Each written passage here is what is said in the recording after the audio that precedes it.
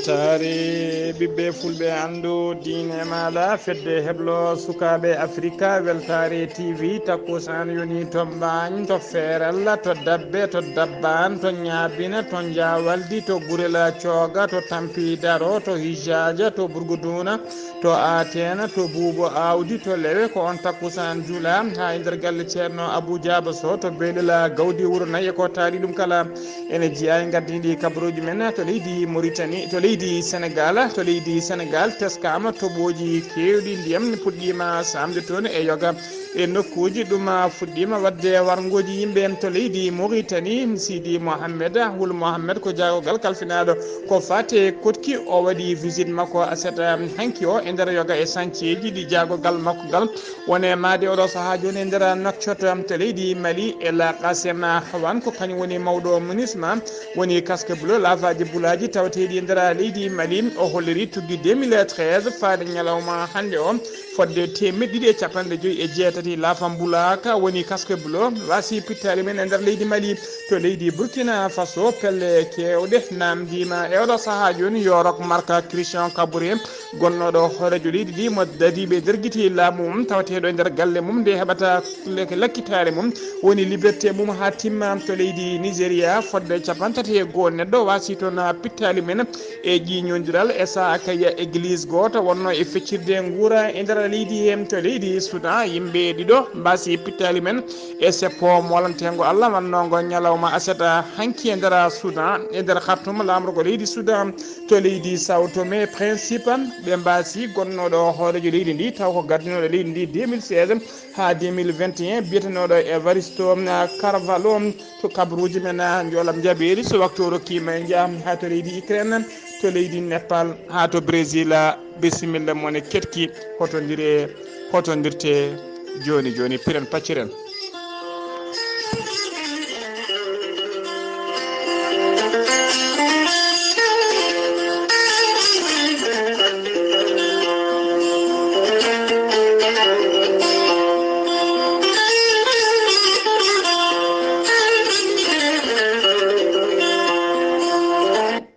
kala rafi mo allah addi ene jogii kene safra ɗum kala rafi peejo ene jogii cafowo ɗum an ganduɗo e rafi maɗa an donkuɗo famde ɓandu maɗa donkuɗo famde hoore maɗa jokkodire ceerno djiby sy joni joni jiida hoore maɗa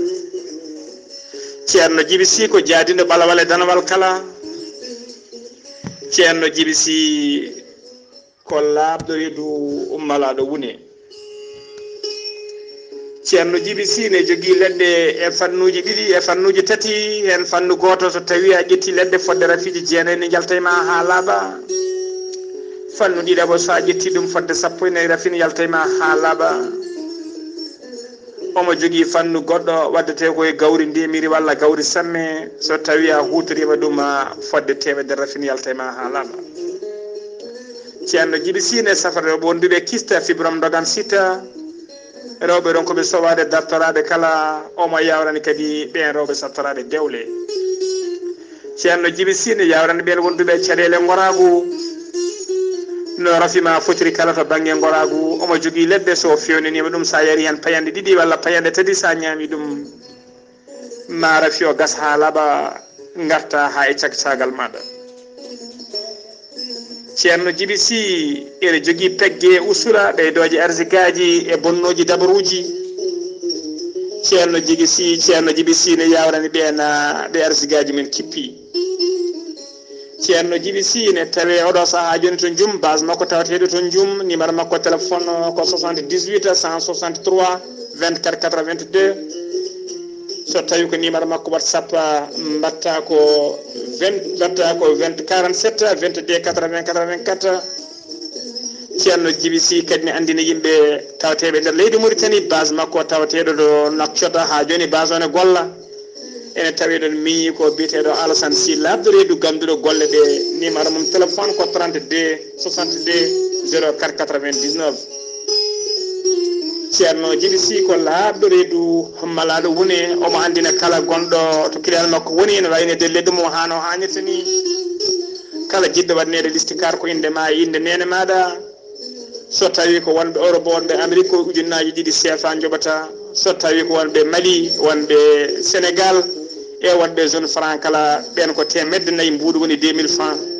so tawi ko wonɓe leydi Mauritanie ko ujunere walla carte crédit o haalma ko woni e ɓernde ma ha mbiya yoni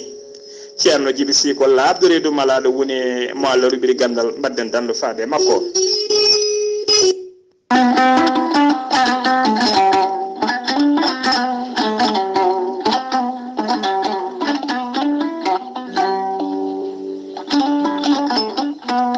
Weltaare ko haako moƴƴo iwruko en to korodinoro ari ko wallude en e safrude en haa moni kala yiito hen hoore muɗuma Weltaare ko haako no kom haako wargani ala rewam ala effet a wulna ndiyam ma ha wula gitta seeɗa mbaɗa hen aɗa yara aɗa yiito cellal ɓandu maɗa Weltaare ene safra jogiiɗo AVC kono ne kadi cardiaque tension ɓandu jaaɗoru mo ƴiiƴam dogata e ɗaɗi mum neɗɗo ko fiiɗo koppi musoji koyɗe musoje jaaɗa ha jotti e koyɗe mum yahata juma yahata jama jokkata en ɗama jokkodira e Weltaare mo nangata taare jogiiɗo caɗele muɗuma kono ne kadi ustoraɗo gorago fode sa jokkodire Weltaare ma yiiten hoore maɗa ngam raɓɓikinade sa yeehi to site Weltaare ma yiitoon kala ko Weltaare safrata site o noon ko www.weltaare.com sa yiiɗi jokkodirde e ɓen joguiɓe Weltaare so tawi koto leydi France eɗo mbawɗa wonde kala jokkodirta koye Haruna Ngayda 06 50 99 64 43 so tawi koto leydi Congo jokkodirta koye Mamadou Gaya 00242 05 050 36 08 so tawi koto Mozambique ko Ibrahima Ba Pemba Kabo Delgado Alex mbatta ko plus 258 86 128 77 21 so tawi koto Afrique du Sud ko Ibrahima So 0027 82 74 67 672 so tawi koto États-Unis d'Amérique ko Abou So Kawral Fouta Business plus 1 34 77 01 56 77 musidɓe tedduɓe mbadden dando faade Weltaare kettode kabaruuji mon e ɗemngal pulaar Afrique Asie Europe Amérique Moyen-Orient Océanie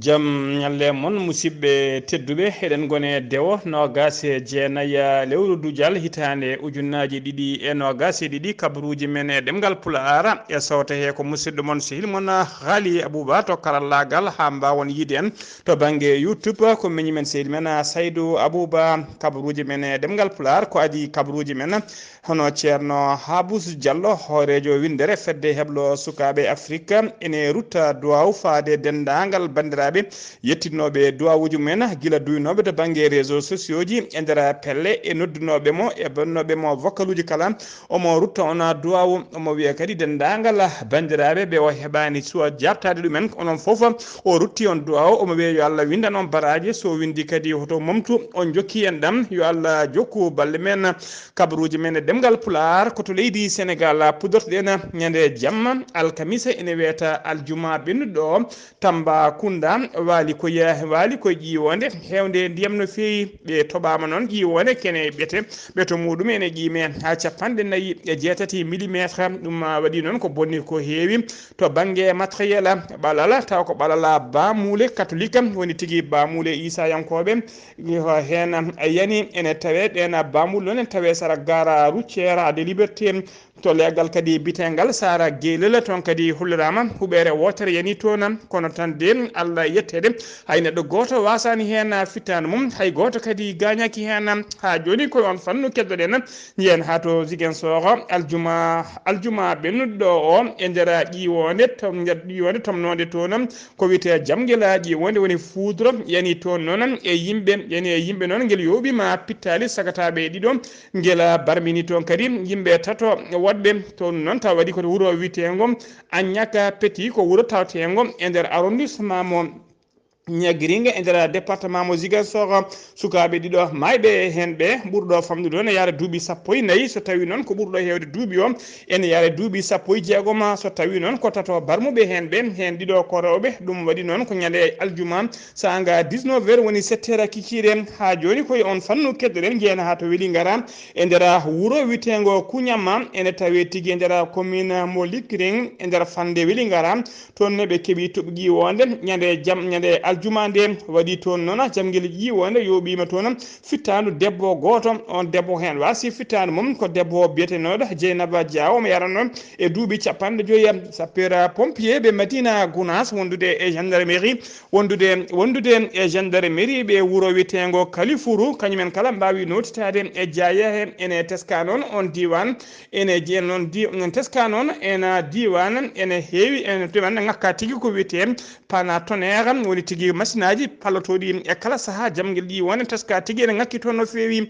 ha joni ko leydi Sénégal keddoɗen garten ha to Dakar fedde de taw ko ɓe hinde LGBT woni tigui debbati gorkati en walla debbati en walla gorkati en mbaɗino tigui batu mumen molantego Allah e nder hôtel goto tawteɗo to Dakar batu ngu noon ko ɓen rewɓe taw wiyeteɓe lesbienne woni rewɓe resodiroɓe koye mumen walla soccodiroɓe terɗe e koye mumen ko ɓen tigui mbanno nguɗon batu wonno mujibu batu ngu noon tawa kadi batu ngu ko rewɓe ɓen wiyeteɓe lesbienne ummiɓe e yogga e leyɗele dera dongre Afrique taw ko Afrique de l'Ouest kañumen tigui mbanno pottital mumen to Dakar wonno mujibu nguno batu noon ko yidde ƴettude peeje kay beele kay pelle mabɓe ɗe ene mbawa ƴellitade no fewi jogade doole hano hannirta ni e nder dongre Afrique de l'Ouest kala e beele kadi ɓe mbawa ƴettude peeje ko fate tekkinde nden ka e kisal mabɓe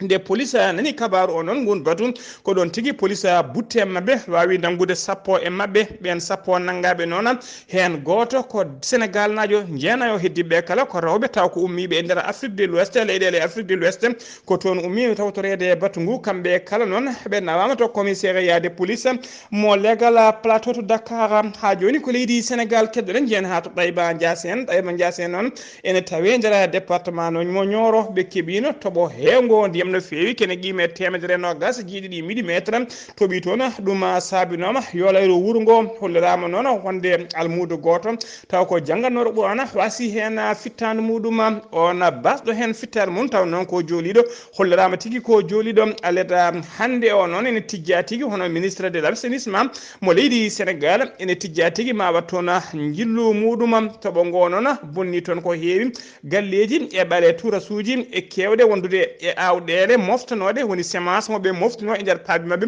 ko ɓuuri hen hewde yaadi e worago ha joni kabaruuji men ɗemngal pulaar ma jaa ha to Ziguinchor kettoɗen musidɗo men sehil men Amadou Kébé salamu aleykum rahmatullah. wa aleykum salam wa rahmatullahi taala wa barakatuh. Ghalii Abuu Bah Weltaare TV kabaruuji garanɗen ɗo e nder Ziguinchor e département Ziguinchor ene wayno hanki toɓo ngo nde gasi nde eɗen kalano haala toɓo ngo to département Ziguinchor nokku biyeteɗo Agnaka sukaɓe tato ina ummi e teere eɓe koota e wuuro ngo ina wayno toɓo ngo nde toɓata nde ɓe kawri e jangwel ƴiwonde itti hen yimɓe ɗiɗo dutti e joomum keddiɗo belsinanɗo e hôpital régional gila hanki fewde joni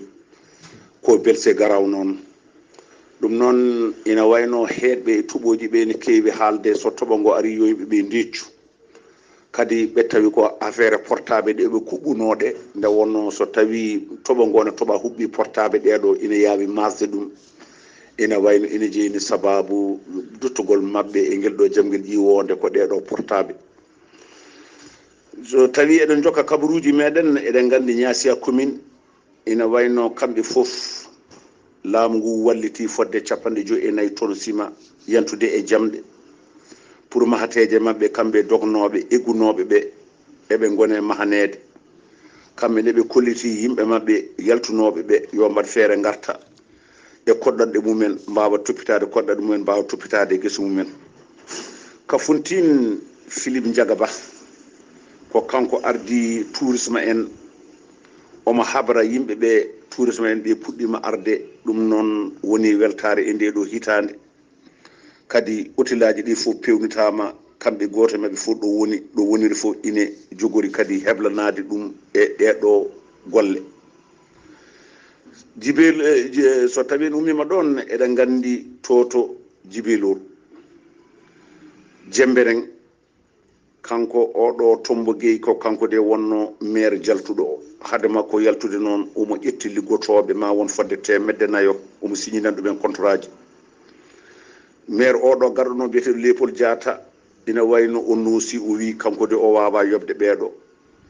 lewru ndu ɗo ko maayi hen nayo ngari tawi salaire mumen kamen arani wiraka jeehi noon to syndicaliste en ɓe syndicaliste en noon mbi kanko oɗo Léopold Diatta yo waɗ feere o waɗa assumé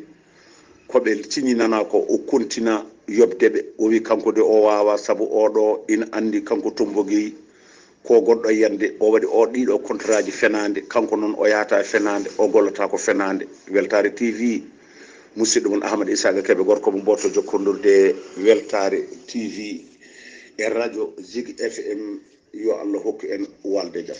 Allahumma amina. Eɗen mbiya tan dendagal hettiyankoɓe radio Ziga FM kala yiɗɓe hebde kabaruji labɗi labtuɗi taw ko gulɗi jawɗi gultinaka yo ketto kabaruji jayde Weltare TV. Kabaruji men ɗemngal pulaar to leydi Mauritanie paɗen Sidi Mohamed Wul Mohamed ko ministre de l'habitat woni jagogal kalfinaɗo ko faati kotki ministre de l'habitat de l'urbanisme de l'aménagement territorial mo leydi Mauritanie o waɗi visite makko aseta hanki o e nder yoga e chantier ji ɗi jagogal ngal woni maade oɗo saaha joni e nder nokcoto kanko e délégation makko woni sete makko noon ɓe jillima stade mo Liksara on stade noon gonɗo e mahede oɗo saaha kala eɗen mbawi wiide ne wayno golle ɗe koko puɗɗi gasdini on stade noon yidde laamu ngu ko ɓeydude gardindemo e ɓeydude mawnindemo beele on stade ene wawa wawde jaɓɓade fodde ujunnaji ɗiɗo neɗɗo taw ko place uji joɗotoɓe woni siège uji woni 2000 place ɗum noon ko liti tigui wonde oɗon stade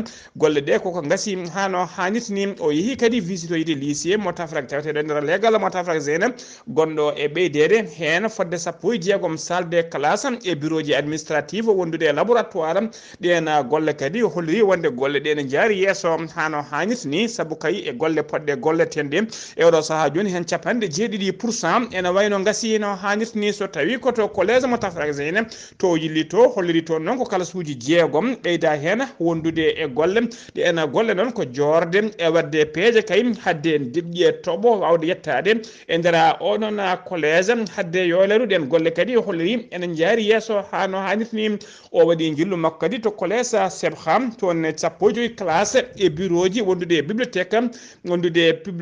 e wadde golle kadi hadde woni jorde ha e wadde golle kala falade toɓoji ndiyam toɓɓe diƴƴe toɓo yo layru collège o e oɗo saaha joni o holliri ɗen golle en mbaɗama toon délégation o kadi yeehi visite mum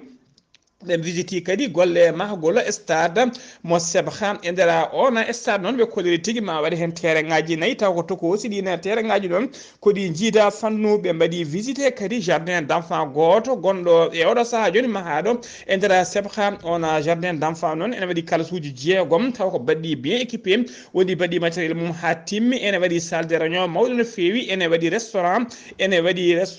scolaire ene tawe e nder oɗon taw ko e oɗon jardin d'enfant ko noon kadi ene waɗi salle de jeu woni tigui salle pijirloji o holliri noon kanko ministre o holliri tigui wonde kayi wonde golle ɗe ene ƴelliti ne jaari yesso ha no hannirta ni o holliri kadi nguɗo jillu ngu waɗi ko dow yamirore horejo leydi ndi hono Mohamed Cheikh la Ghazouani dokkuɗo yamirore kadi nde golle ɗe toppite beele ɗe gasa ko ɓuuri yawde e yaccade délai dokkaɗo o beele kadi golle ɗe ene mbaɗe hano rewa lawol hano hannirta ni ha joni ko leydi Mauritanie keddoɗen Mohamed Salema Oula Merzouk kañum woni jaagogal kalfinade ko fate gueɗe caggal leydi kañum kadi halfina ko fate Mauritanie naɓe wurɓe caggal leydi kanko Mohamed Oula Merzouk noon gonnoɗo e jillu mum taw ko tawtoriede batuji sommeji ɗiɗi bannoɗi to Guinée équatorial aseta hanki o noon o wawi joddade toon e nando makko sehil makko taw ko jaagogal leydi Algérie kalfinade ko fate gueɗe caggal leydi biyeteɗo Ramtane Lamara ministre des affaires étrangères mo leydi Algérie ɓe jewtidi ko heewi noon ko fate jokkodirala moƴƴal e ñastade galde cihlagal gongal hakkude leyɗe ɗe ɗiɗi ɓe jewtidi kadi gonka falde nde kala woni sous région kala no jaame kisal dumiri e nder ɗiɗon ko noon kadi o joddima e nanɗo makko ministre des affaires étrangères mo leydi Guinée équatorial biyeteɗo Siomono Oyono e Somango Angue ɓe jewtidi noon ko juuti kamɓen ko fate jokkodiral moƴƴal hakkude leyɗe ɗe ɗiɗi nden jonde noon en tawtora ɗum biyeteɗo Khadija Toumbare ka Fall kañum woni ambassadeur joɗaniɗo leydi Mauritanie to Éthiopie kañum kadi woni représentante permanente leydi Mauritanie auprès de l'Union africaine kono noon kadi o joddima toon aseta hanki o kanko Oula Merzouk e nanɗo makko sehil makko horejo on jaagogal kalfinaɗo gueɗe caggal leydi mo leydi Rwanda hono biyeteɗo Vincent Biruta ɓe jewtidi noon ko juuti no feewi ko fati e jokkodirala moƴƴal hakkude leydi ndi siftinde on noon e hono horejo leydi Rwanda biyeteɗo Paul Kagame waɗino jillu mum e lewru février ɓennu toon ɗum waɗino jillu mum taw ko jillu cihlagal e nder leydi Mauritanie ha joni kabaruuji men ɗemngal pulaar seno memata leydi Mauritanie koto leydi Mali paɗen gila ñande alkamisa ɓennuɗo noon nde imam Mahmoud Dicko sutno konngudi mum musino feewi ko fati critique de woni ñingde laamu transition ngu haw hiccitino kongu noon wiide laamu ngu kongu arrogant gila nde noon faade oɗo saaha joni ene wayno tan koko ɓooli koko kumtini saabu pelle kewɗe e associé ngaji kewɗi banoɗi no kulnoɗi haale sudde konngudi mumen e mayno cukkitima oɗo saaha joni nana deggodiri critique aji mumen faade e nguɗo laamu transition yoga e mabɓe ni namdima kela kokola mayga gonɗo hoore jagode laamu transition ngu ne démissionta ha laaɓa e golle mum aseta hanki o yaadiɓe imam Mahmoud Dicko mbaɗi batu mumen to Bamako haydara noon ala koɓe keddani nguɗo laamu transition ɓe kolliri noon e oɗo saaha leydi Mali woni tigui koye kaya mbeya kamɓe noon ɓe mbawa futtinde guite ɓe kofa juuɗe ɓe daara leydi ndi en naata e kaya mbeya wona konngudam noon ko konngudi biyeteɗo Youssoufa Daha Diawara kañum woni coordinateur catala biyetengal CMAS woni tigui catala taw ko yaduɓe e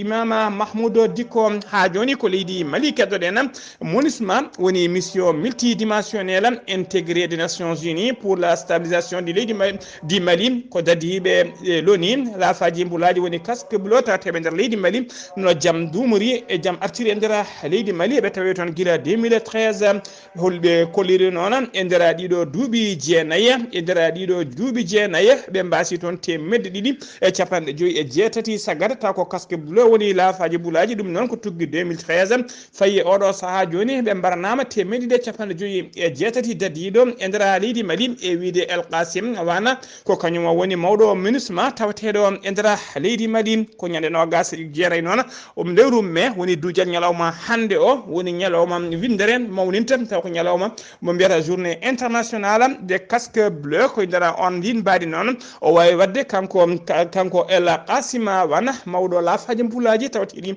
e nder leydi Mali o waɗino koye ndin mbaadi o waɗi nde ɗon haalande kabaruuji men ɗemngal pulaar ha joni to leydi Mali kala jiɗɗo noon hitande hikka nde jiɗɗo wadde jillu mum kay wadde pèlerinage woni tigui hijjore muɗum to leydi ene yiyat hijjore mum to Arabie Saoudite waɗande kay wuurɓe e nder leydi Mali ma jomum joƴƴina 4 675 000 francs CFA woni million ngaji joyyi hakkude seeɗa ɗum wonno noon wonno tigi biye o wonno ko 2 millions 950 mille woni million ngaji tati mankunode capanɗe joyyi mankunode seeɗa mankunode ujunnaje sappo ɗum wonno kono noon wonande kay ɓen taw ko filière privé so tawi noon ko filière laamu ngu biye hitande hikka nde ko 3 millions 900 mille woni tigi ko ujunnaje nogas manki hen wona million ngaji nayyi so tawi noon ko hitande rawande nde ɗum walla kitade ɓennuɗe ɗum wonno ko 2 millions 777 mille laamu ngu noon holliri addani ɗum ɓeydade hano hannirta ni e oɗo saaha joni ko leydi Arabie Saoudite ene ɓeydi taxe uji wonande kay ɓen aroɓe hijjore hitade hikka nde e nder Arabie Saoudite kono noon kadi ko fati e biyeji avion ɓe kolliri tigui e ɗum ɓeydi no fewi saabu biye avion wonno ko 900 mille hitade hikka nde noon wonti 1 million 300 mille francs CFA ko ɗum noon taw ala ko saabi ngabbugol ɗiɗon biyeji avion taw so wona crise taw ko crise économique mo windere nde kala wondi e oɗo saaha joni leydi Mali noon nuldata hiccewre hitande hikka nde noon ɓe jogui tigui hattani neldude ko ujunnaje jeegom e capantato e ɗiɗo neɗɗo ko ɗum woni Mali naaɓe ummotoɓe nder leydi Mali faade hijjore e nder ɓen ujunnaje jeegom e capantato e ɗiɗo neɗɗo hen temedde jeeɗiɗo ko yimɓe laamu taw ko filiére woni filiére gouvernemental heddiɓe ɓe noon heddiɓe noon ko sappo e jeenayyi pelle ma mbaw feccodirde e mumen sisitinde on kadi kala hitande leydi Arabie Saoudite halfinaɓe hijjore nde e leydi Arabie Saoudite ne jabbatano 2 millions 5 woni million ngaji ɗiɗi e feccere neɗɗo arannoɓe wangade suudu kaaba hitande hikka nde noon gam hulde e jogade kulhuli faade oɗo boros covid sappo e jeenayyi halfinaɓe ko fate hijjore ɗo Arabie Saoudite ɓe kolleri hitande hikka nde suudu kaaba ndu jabboto tan ko 1 million woni million goto innama aade koto ha joni ko leydi Mali keɗoɗen jeen ha to tuula noon ñande alkamisa sappo e jeenayyi duujala gonɗen ndu ko gorko goto e joom suudu mum woni couple taw ko wurnoɓe e ndema mbara tigui tawa ene mbara e nder guurel mumen to konno e nder guesa mabɓe tuula ene tawe tigui kilométre uji jeeɗiɗi hakkude mum e Bugoni ene tawe dow lawol faade Sikasso gorko o noon e joom suudu mum mbiɗon ko gorko ko bonnoɗo tibaji mum e caɗeje mum ene hooɗi e nder guesa mum woni tigui leydi to remanno ko ɗon tigui ɓe tawa fittanu makko ne itta kanko e cuddiɗo o kala ha ɗo noon laamu ngu suwa taw anda suwa taw andude yoɓiɓe fittanu makko andaka kadi holko saabi ɓen ene jooɓo fittanu makko teno mima to leydi Mali ko to Burkina Faso paadena gila nogas e nayyi lewru janvier hitande ujunnaje ɗiɗi e nogas ɗiɗi militaire uji nder guinno laamu rok marka Christian Kabouré gonnoɗo horejo leydi ndi taw garnoɗo e sumgoji tugginde noon faade joni hollirama rok marka Christian Kabouré ala tigui e lakkitare hoore mum ko denaɗo e nder galle makko woni ko wiyete résidence surveillé laamu transition ngu hollirin tigui wonde woppitama ha laaɓi kono noon yimɓe hoddiɓe makko e ɓattiɓe ma fami makko kala kollori ha joni koye jimani ɓen dadiɓe goni saabu kay tugui ko woppita faade oɗo saaha joni o yaltani galle makko téléphone aji makko kadi wona mo wela foof o haaldata ɗum noon ɓe mbaɗi tigui yimɓe hewɓe tigoy ha tengti noon e yaaduɓe makko jiiɗino wadde aseta hanki o moɓodiral manggal no fewi yeeso galle makko taw koto leegal bitegal paddoa tawategal to Ouagadougou kono noon law ngu ari tigui sari sakiriɓe gaz lacrymogène hewɓe mabɓe ɗon ko ɗon tigui mbawi fottoyde e nder salle goto mbaɗi toon conférence mumen de presse hollide kay metti mumen e namdade laamu ngu nde heɓat tigui lakkitare makko ha laaɓa woni liberté makko tottala saabu kayɓe kolli ha ɗo to gonɗen haydara ala ko laamu ngu tumimo ala ko laamu ngu joofimo feɗende ɗum noon ɓe potani tigui uddudemo walla haddemo yaade koto leydi Nigéria paɗen tana musɗo waɗi aseta hanki o no gasa jeetati duujal 2022 to wuuro witego port Harcourt ene tawe to worgo Nigéria fodde capantati e goho neɗɗo mbasi toon pittali mumen tawa wariɓe ɗon ko ƴiñodiral hakkude mabɓe ɗum noon koye saaha église goto wonno tigui taw ko église Pentecôte en kañumen tigui gonno e feccirde guura ɓe guura nga noon anjeɓe kay ƴiñodiral ɓe cuɓino ko boowal jangal no fewi kono noon Allah e keñali yimɓeɓe moni foof ne yiiɗi nadde ko ɗon tigui ƴiñodiral waɗi ha yimɓe capantati e goho mbasi hen pittali men yimɓe hewɓe kadi mbarmi hen siftinde o noon leydi Nigéria kañum woni première puissance économique e nder dongre Afrique kono haɗani gueɗe baɗe ni e kala saaha ne waɗa nder leydi he ha joni ko leydi Nigéria paɗen Atiko Aboubacar ko mennoɗo wonde cukko hoorejo leydi ndi ko lundiyanke kanko omo jeeya kaɗo landal wiyete ka PDP ko landa lunda tawate ka ndara leydi hen kamɓe ardiɓe ka landa noon ɓe mbaɗi tigui ko wiyete élection premiére woni tigui ɓe cuɓimo ko kanko wonata mbiri mabɓe gembanade ɓe gam sumgoji payade gueɓe jidde ardade leydi ndi mbaɗoji en 2023 Mohamed Buhari kañum woni hoorejo leydi ndi e oɗo saaha joni holliri tigui wonde sumgoji paaɗi 2023 o hettata lefol makko gam ƴamto o hettata gemɓe makko ƴamtoyde lefol laamu koto leydi Soudan aseeda hanki o seppo wulgo diaw waɗi kadi e nder leydi Soudan ɓen waɗoɓe seppo noon ko hollirde kay jaadani e laamu militaire e nder seppo ngo noon tadi ɓe kutorima kure e petelaji kure gonga e petelaji yimɓe ɗiɗo mbasi hen pittali men ɓen ɗiɗo wasɓe pittali men so jantoyi doggol wasɓe pittali men e nder seppoji tugui kay 25 octobre 2021 faadi oɗo saaha joni ɓe go kawra capanɗe jeenayo e jeetato neɗɗo koto sawtome principe paɗenam Evaristo Carvalho ko gonnoɗo président woni tigui gonnoɗo hoorejo leydi sawtome e principe o yalti aduna aseta hanki o nogas jeetati duujal 2022 o yaltiri aduna ko duuɓi capanɗe jeetati o yalti aduna noon ko nder hôpital goto tawateɗo to Lisbonne sawtome e principe ko archipel woni leydi Tuxel ene tawe nder Afrique central ko kanko ardino leydi ndi tugui 2016 ha 2021 kabaruuji men ɗemngal pulaar kabaruuji men jolam jaɓeri koto leydi Ukraine ñalawma aleda hannde nogas jeenayyi duujal 2022 watti balɗe capanɗe jeenayyi e joyyi ko leydi Russie diwi tigui naati e nder leydi Ukraine e oɗo saaha joni noon daɗiɓe leydi Russie e laaɗe mabɓe diwoje kala ɓe ɓuuri wattude doole mabɓe koye nder ngoɗo wuuro wiyetego Severodvinetsk gono wuuro noon ko wuuro Sakket taw ko ɓuurgo mawnu tawtego nder région biteɗo Luz haka ngo suwa taw artude ha laaɓa e juuɗe daɗiɓe ɓe leydi Russie wuuro ngo ha ñalawma hannde o noon e oɗo saaha mo kalten ngo tawi juuɗe taw ko daɗiɓe leydi Russie no tadiɓe leydi Ukraine go tawe juuɗe dadiɓe leydi Ukraine go suwa taw artude ha laaɓa e juuɗe dadiɓe leydi Russie sanction ngaji kewɗi noon puɗɗima fawede oɗo saaha joni ɓeydama kadi e nder leydi Russie beelen dartina oɗon guerre saabu kayɓe kolliri dendagal ko fate pétrole ummotoɗo leydi Russie waɗama embargo rewata kay e laaɗe taw batuji e laaɗe maayi woni batuji rewata hen faade leyɗele goɗɗe aseeda hanki o Emmanuel Macron hoorejo leydi France wondude e chancelier mo leydi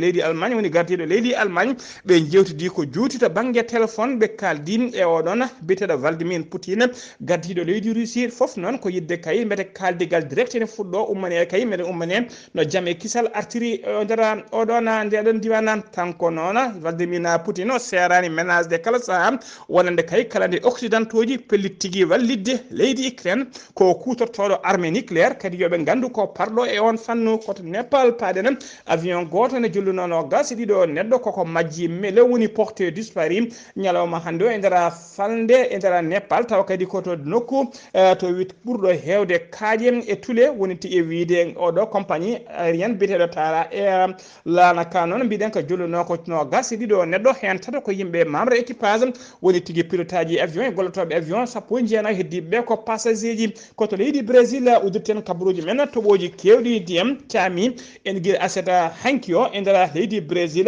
waɗi noon no gas joyi neɗɗo basɗo hen fittande mum ɗum waɗi koto rewɓajo funnague leydi ndi ene teska noon guila ñande talata ɓennude faade oɗo saaha joni ko toɓoji kewɗi ndiyam kañuma jokkodiri e nder leydi he musidɓe tedduɓe gasi ha laaɓi ceer ko ɗum ɗo wonno ko tonguɗen kabaruuji men e ɗemgal pulaar e sawto he ko musidɗo moon sehil moon Ghalii Abuu Bah to Ziguinchor ko musidɗo men sehil men Amadou Isaga Kébé to banggue karallagal ha mbawon yiide en to banggue nete ɓosoje ko musidɗo men sehil men Saydou Abou Bah ketki malaki jaam yo jaam Allah jogomi jogo on.